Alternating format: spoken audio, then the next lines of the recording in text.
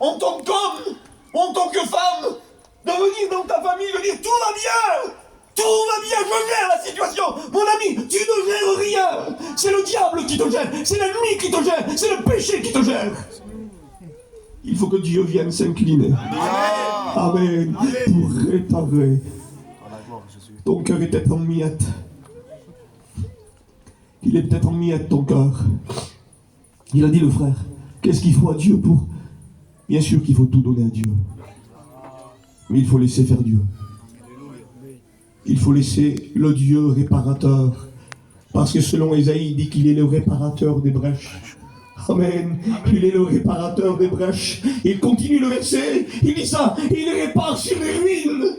Ton cœur, ta vie, ton foyer peut être une ruine ce soir. Mais parce que le Dieu du ciel est capable de s'incliner vers toi. Il répare, il reconstruit. Amen. Amen. Il reconstruit sur des ruines. Gloire à Dieu.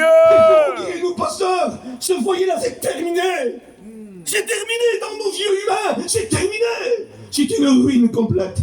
Dieu s'incline, il répare. Amen. Il bâtit. Amen. Gloire à Dieu. Je ne voulais pas le dire, mais c'est sur mon cœur. J'ai mon petit frère et ma belle-sœur qui sont là. Et aujourd'hui, ils sont consolés par Dieu. Quand on les avait vus un jour, lorsque le malheur avait frappé, ils ont perdu un petit bébé de 4 ans. Et on disait, c'est terminé. Ce foyer ne se relèvera plus jamais. Une ruine à nos yeux. Une ruine. Terminée. Toutes les fondations étaient brisées.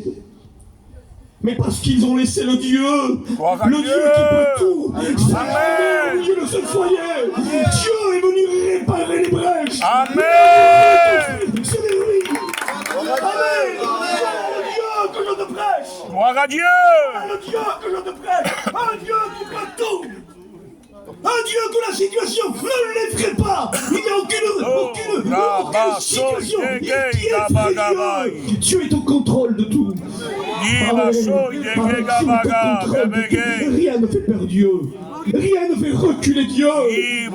Rien ne surprend Dieu. Aujourd'hui, mon petit frère, il prêche l'évangile. Alléluia. Alléluia avec moi. Gloire à Dieu. Amen. Et quand Dieu reconstruit, la maison est plus dure, la maison est plus solide, la demeure est solide, parce que c'est les mains de Dieu qui les a formées. Amen. Amen. Laisse la grâce de Dieu s'incliner. Je t'en supplie au nom de Jésus. Ne perds plus de temps. Ne perds plus de temps.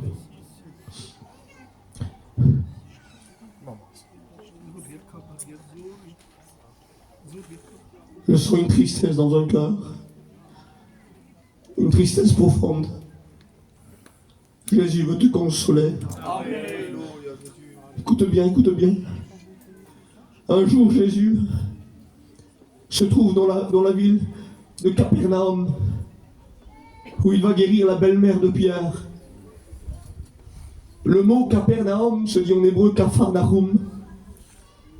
Ça veut dire couverture de consolation.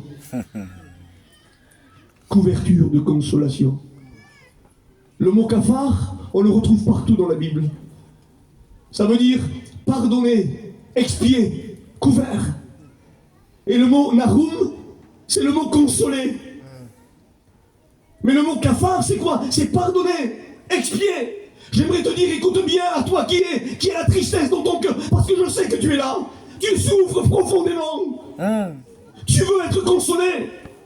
Il n'y a pas de consolation sans pardon.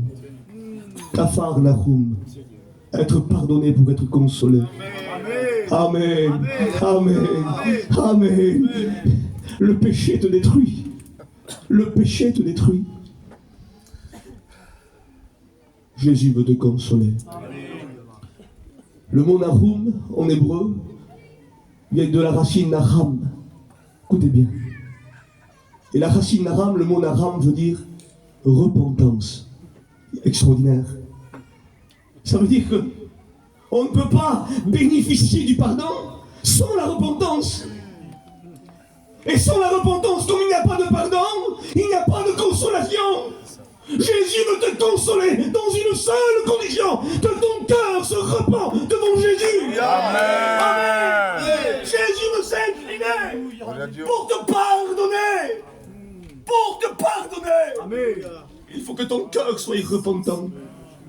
Amen. Vous savez, des fois, il a soigné la belle-mère de Pierre qui avait de la fièvre. Vous savez ce que c'est la fièvre? Je l'ai dit l'autre jour. La fièvre, ce n'est pas la maladie.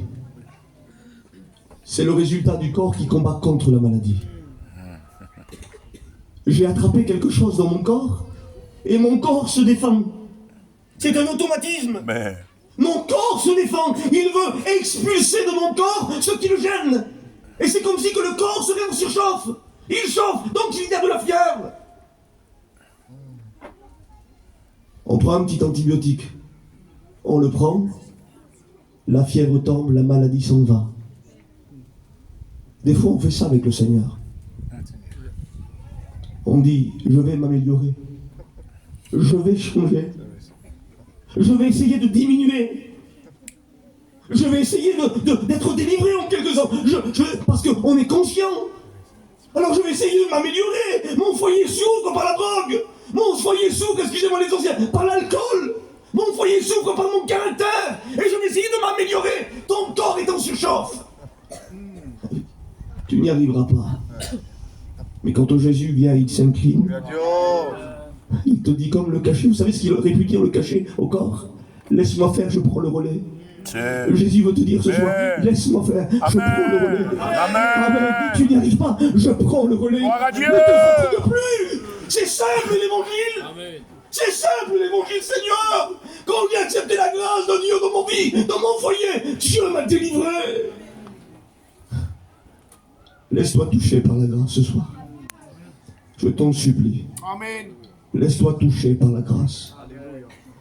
La grâce, source de salut pour tous les hommes. Je termine avec ça. Tout ce que Jésus a touché. Vous m'écoutez, vous qui ne connaissez pas Dieu? Tout ce que Jésus a touché, il a transformé. Amen. Amen. Amen. Tout. La Bible déclare qu'il y avait un lépreux devant lui. Écoutez bien. Un lépreux vient devant Jésus. Et le lépreux, personne ne le touchait. Personne ne touchait un lépreux. Vous savez pourquoi? Parce que l'impureté l'emportait sur la pureté. Même si j'étais pur et que j'avais pas la lèpre, je touchais le lépreux, j'étais considéré comme impur. Mais devant ce lépreux, il y a le pur des purs. Amen. Le saint Gloire à des Dieu. saints. Amen. Le saint des saints. Gloire à Dieu. Et Jésus a fait quelque chose que personne n'avait fait. Oh, combien de temps cet homme était peut-être isolé. Jésus le toucha. Et la Bible déclare que la lèpre le quitta. Amen. Amen. Amen. La lèpre le quitta. Dans ce verset-là, le mot quitter, c'est le mot aporchamé ou appel komaï. C'est pas simplement quitter, c'est le mot divorcer. Je crois que cet homme, le lépreux, bien souvent, il aurait voulu divorcer de la lèpre. Mais la lèpre était toujours là. Des fois, on voudrait divorcer de ce qui me fait mal, des choses internes qui sont profondes et qui sont liées à ma vie. Je voudrais m'en débarrasser, mais je ne peux pas. Ils sont toujours là. Mais quand Jésus le touche, Gloire à Dieu. la lèpre ne peut pas faire autrement que de divorcer avec lui. Parce que la sainteté l'a touché. Et quand la sainteté de Dieu touche une vie, le péché s'en va, le péché divorce. Amen. Il y a peut-être des années, des mois, que tu essayes de t'améliorer, de changer. Laisse-toi toucher par Jésus. Il peut te transformer, je t'assure, il peut te transformer. Écoutez bien, il y a dans la Bible un ânon, le petit d'une ânesse. Cet ânon, lui, avait pour but, pour habitude, de marcher dans la terre, de marcher dans la poussière, de marcher sur les cailloux. Mais la Bible déclare quelque chose. Jésus a monté sur cet ânon, il est en train de toucher cet ânon. La vie de l'ânon change. Les hommes quittent leur manteau. C'est... Ils coupent des feuilles de palmier et ils jonchent le passage. Cet Adam ne marche plus sur la terre, sur la poussière. Il est en train de dominer. Ah, Jésus, quelle différence Gloire à Dieu. quand Jésus touche une vie. Amen. Amen, il met une séparation Amen. entre nous et le péché. La croix était le symbole de malédiction. La Bible déclare dans Ésaïe, malheur à celui qui est pendu au bois de la croix. C'était une malédiction. On se détournait de la croix. On ne voulait pas regarder la croix. C'était un symbole de torture, la croix. On ne voulait pas la regarder, c'était trop intense. Malheur à l'homme qui est pendu, un malheur, une abomination, quelque chose de terrible. Et parce que Jésus l'a touché. Amen. Amen. Parce que Jésus est venu la toucher. La croix n'est plus une malédiction, elle est une bénédiction. Amen. La Bible déclare que la prédication de la croix est une folie pour celui qui est péri. Mais elle est une puissance, alléluia, une puissance. Gloire à Dieu. Et ce que tu as fait ce soir, c'est de croire en l'évangile qui t'est prêché. À ce que tu écoutes ce soir, si tu reçois ça comme la véritable vérité, ta vie elle change. Amen. Laisse Dieu s'incliner vers toi. Amen. Ferme nos yeux maintenant. On va fermer nos yeux.